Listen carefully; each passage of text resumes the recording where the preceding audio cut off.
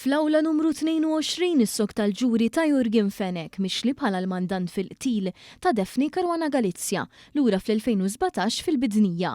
Fenek ukoll naħar akkużat bid-deliet kif 5 persuni oħrajn qed jiskontaw sentenzi ta' ħabs għall-involviment tagħhom.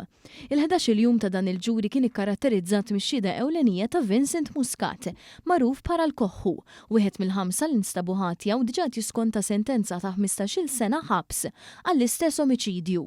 Muscat beda x-xhieda tiegħu jgħid li lura fl-2015 kien imur fit-tinda tal-patata fil-Marsa kull jum u darba fost l-oħrajn qal li kien hemm George De Giorgio, magħruf bħala ċ-Ċiniż, u qallu li għandu biċċa xogħol li kemm hu u anke Jamie Vella se jkunu involuti fiha. Il-Koħħu semma li dak il-ħin qallu jwasslu Portomaso biex jiltaqa' ma' Chris Cardona, iżda hu personali lil dan qatt ma rah. Spjega kif l-għada George spjegalu li jridu joqtlu lil Caruana Galizia, ġala darba jkun hemm prezz miftijem li kien ta' 150,000 euro.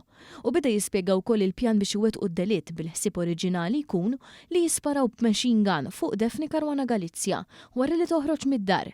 Iżda dan il-pjan ma seħħx għax il-flus qatt ma waslu u skont Jamie Vella dak kien kollu paroli fil-vojt b'referenza għal Cardona. Il-Koħħu qal li sentejn wara hu George De Giorgio Alfred magħruf bħala l-Fulu kien qallu li kien ġie Melvintew ma jgħidlu li għandhom biċċa xogħol kbira u qallilhom biex jiltaqgħu fl-istabbiliment tal-Biżibi fl-Imsida.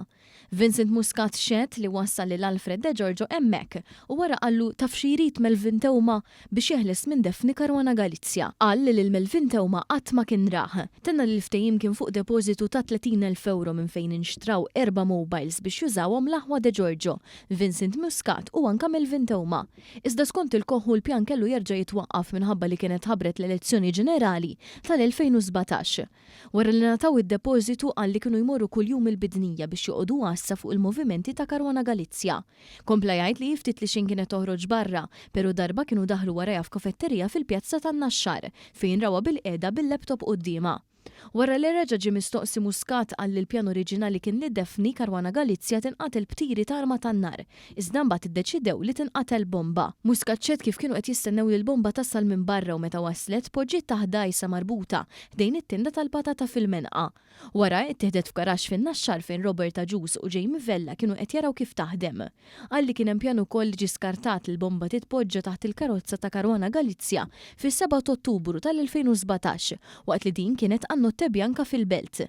Muscat qal li dakinhar li twettaq id-delitt maran Alfred De Giorgio u flimkien marru l-Bidnija viċin id-dar ta' Caruana Galizia. Hawn għall-ħabta tal-10 ta' filgħodu De Giorgio ċieva telefonata minn Hoħ George jistaqsih għalfejn qed idumu. Ftit sigħat wara raw lil Defni Caruana Galizia ħerġa mir-residenza tagħha iżda daret lura.